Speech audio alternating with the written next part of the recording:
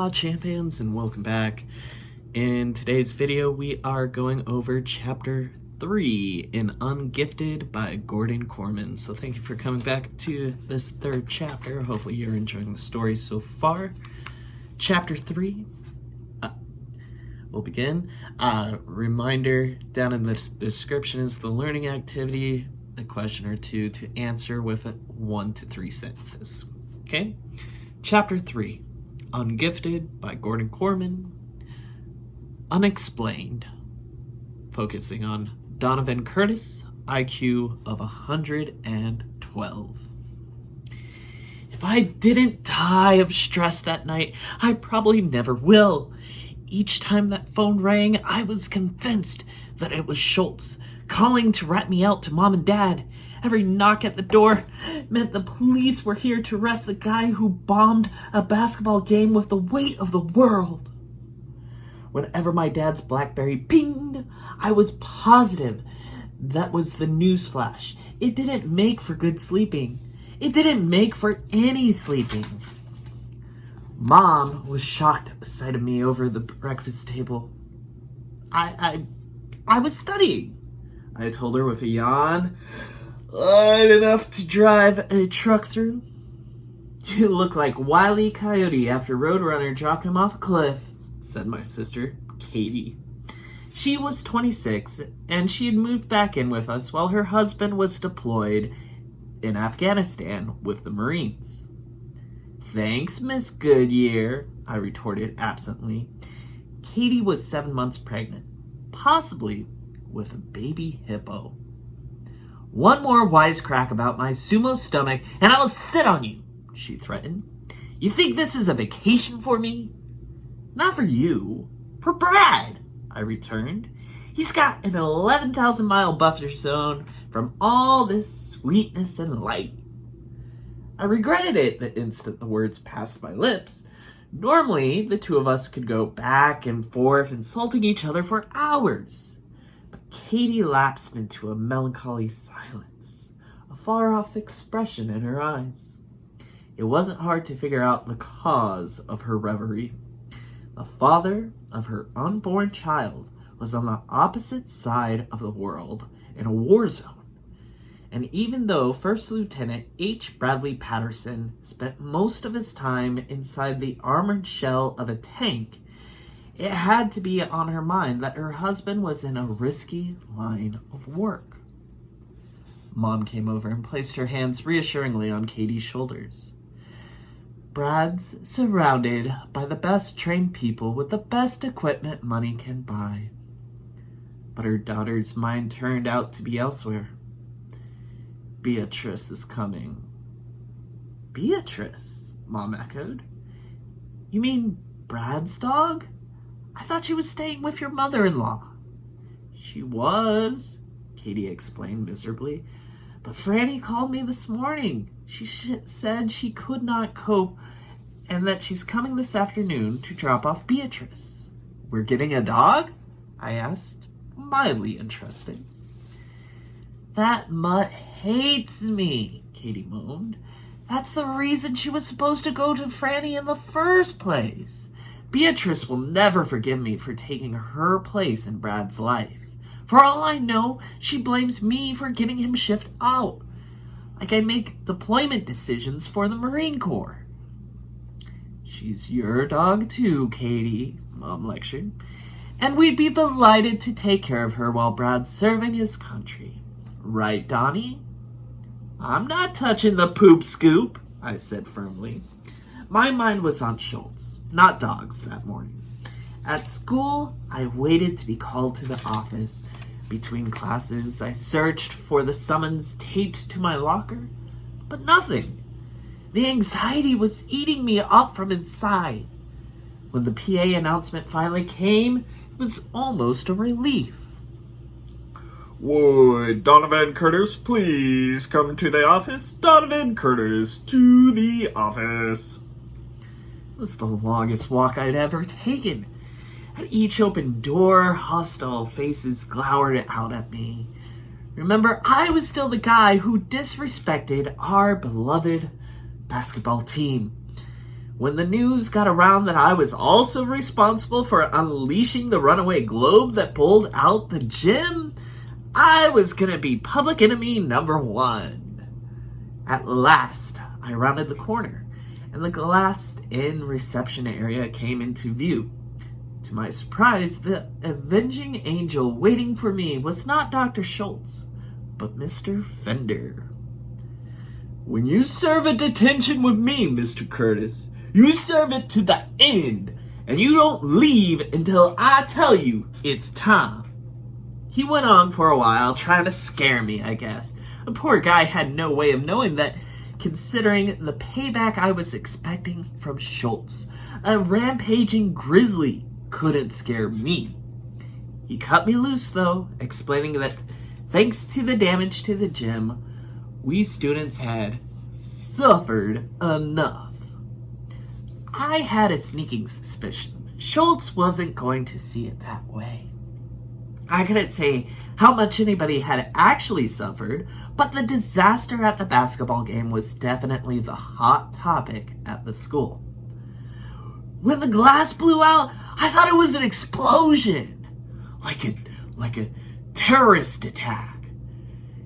Did you see the statue with the top part missing?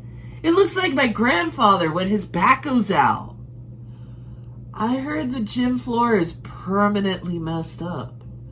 When they catch the guy who did it, they're gonna hang him on a meat hook.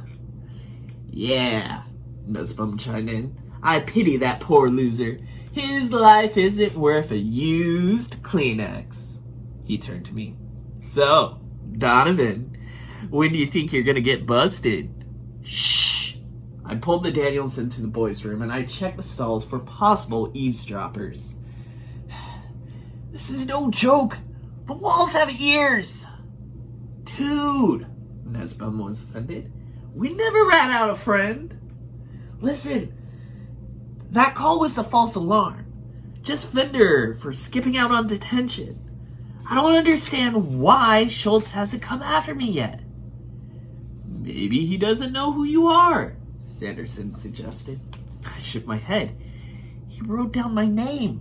I told him where I go to school. He's the superintendent. He's got access to every file and record that there is. Yeah. Boy, did you pick the wrong guy to get caught by or what? Nussbaum agreed. The head honcho of the whole school district? I'm wondering if it's not as bad as it looked. I mused in a low voice. A little cleanup, a little wood polish. I heard they're gonna have to redo the whole gym floor, Sanderson put in. It costs like zillions of dollars. Don't forget the glass doors, Nussbaum added. You're a dead man walking. I totally agreed. So why wasn't it happening? All day long, and the following days too, I squirmed while rumors spread like head lice, and the Daniels predicted my downfall. There was no escape from the tension at home, where reports of firefights in Afghanistan dominated CNN. Then on Wednesday, Katie's mother-in-law dropped off the dog. The times I had seen Beatrice, she was a rocket-powered hairball. But this cinnamon chow chow that slunk into our house was listless and mewing. What's wrong with her? Mom asked. She's dying, Franny declared dramatically and tried to walk out the door. Katie held onto her arm. How do you know? Did she get hit by a car? Is she sick? Her mother-in-law wasn't interested in the details. I can't cope with this at my age. And with that, she was gone. Mom reached down to pat the dog, and Beatrice snapped at her hand. She tossed a warning growl over her shoulder at Katie, just in case she might be contemplating a similar move. She's too mean to die, I observed. She can't die, Katie said tragically. Brad loves her. Brad loves you too, I returned. What does that say about Brad? He'll never forgive me if something happens to her. Well, that's not exactly fair, is it, Mom put in. If anything went wrong, it was on Franny's watch, not yours. That's her whole modus operandi, Katie argued. The minute she saw the writing on the wall, she dumped the dog on me. And how can we take care of Beatrice if she won't even let us go near her? As if in answer, Beatrice picked herself off the floor, walked over to me, and lay down at my feet. "Donovan!" my mother exclaimed. "What did I do? I didn't do anything." "Beatrice likes you," Katie said in an odd whisper. So you can look after her," Mom reasoned, like this was a huge honor. I declined. Forget it. Besides, if Brad is such a baby about Beatrice, you have to wonder if he's the right person to be in charge of a $20 million tank, right? But when Beatrice refused to eat, I had to hand feed her a few lumps of liver-flavored kibble. When it was time to take her out, I was the only one she would allow to put the leash on. When Katie made her a bed in the basement, she wouldn't go down the stairs. I knew I was going to have a roommate. Just call me Dog Whispered Donovan. As if I didn't have enough hassles. Dad came home at 6, bringing in the mail. "There's a letter from the school, Donnie. Is there anything you want to tell us before we open it?" By that time, my tongue was stuck to the roof of my mouth, so I just shook my head and waited for the axe to fall. Who knew how much trouble I was in? Suspended, probably. Expelled? Well, that's not out of the question, especially since Schultz thought I had done it on purpose. I had done it on purpose. The hitting the statue part, anyway.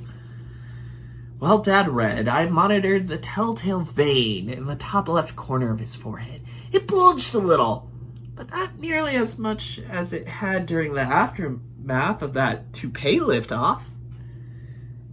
That had to be considered an encouraging sign. At last, he handed me the letter. "You have an explanation for this?" Where would I even start? My eyes fell on the page. "To the parents of Donovan Curtis, the time has come to recognize your child's hard work and commitment to excellence as a student in the Hardcastle Independent School District. This letter is to inform you that Donovan has been selected to attend the Academy of Scholastic Distinction, ASD, a special program geared toward gifted and talented students, tailored to their exceptional abilities and extraordinary potential for academic achievement." It said more. A lot more. About school transfer paperwork and registration forms, and which bus route would take me to my new placement at the academy. I barely saw any of it. My eyes couldn't get past words like excellence, distinction, gifted, and especially Donovan Curtis. Gifted. Me. I was the guy who skateboarded down water slides and shot a super soaker at an electric fence. When people heard my name, they thought, "Don't try this at home." Not gifted. I wasn't being expelled. I was being promoted. Dad was grinning ear to ear. I always knew the real problem was they just weren't challenging you enough. Mom looked worried. Is Is everything okay? Donnie's gifted, Dad crowed. Oh, that's a mistake, Katie scoffed.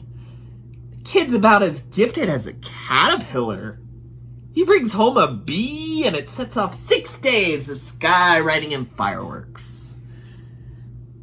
Much as I hated to agree with Katie, she kind of had a point. My grades weren't terrible, but they were nothing to write home about. Come to think of it, I remember the day all the nerds and brainiacs took that special aptitude test to see who got into that gifted program. I remember it because nobody even asked me to give it a try. And I wasn't insulted because I was not gifted. No. My eyes skipped down to the bottom of the page. My heartiest congratulations once again. Your child is a credit to the Hardcastle Independent School District. Sincerely, Dr. Alonzo Schultz, Superintendent, Hardcastle Independent School District. Schultz? The only program that Schultz would recommend me for was Alcatraz. Didn't he realize who I was? I mean, the guy made a point of getting my name so he'd know exactly who to burn at the stake. It came to me in a giddy flashback to the day of the incident. Right after Schultz let me go, his secretary asked for the roster of kids for the academy. The superintendent's response was the last thing I remember. Before bouncing out of there, his exact words: "It is on my desk, Cynthia. You cannot miss it." Had that big old lovable doofus scribbled my name on the gifted list by accident? And everybody else thought it was there because it was supposed to be? It seemed crazy, but it did explain the two inexplicable things going on in my life right now. One, why Schultz hadn't come to kill me yet, and two, why I'd, of all people, would be invited to go to the genius school. I laughed out loud. People thought I acted without thinking? This was 1,000 times worse than hitting a statue with a twig. It was a shoo-in for the Bonehead Moves Hall of Fame. What's so funny? Dad asked. I almost spilled the beans. How many chances do you get to show that the guy who runs the entire city school system is an even bigger dipstick than you are? Besides, it's not like my parents weren't going to find out. Eventually. Sooner, later. Schultz would realize his mistake and... Or would he? The only district officials who saw me that day were Schultz and his secretary. And neither of them have ever met me before. They worked in the admin building, not Hardcastle Middle School. The paper my name was written on was surely gone by now, crumpled up in a wastebasket or fed through a paper shredder. The one thing the superintendent knew about me was the school that I went to. That's the only way that he could get to me. Gifted letter. It tingled in my hands. If I was at the academy, he wouldn't be able to find me. It was the realm of brainiacs and goody-goodies. The last place you'd look for a kid who put a bronze globe through a glass door. A tiny voice spoke up from the depths of my spleen. Forget it. Never in a million years. You won't last 10 minutes in the gifted program. There's never been anybody more ungifted than you. Mom was flushed with happiness. I always knew this day would come. It was only a matter of time before people realized how special you are.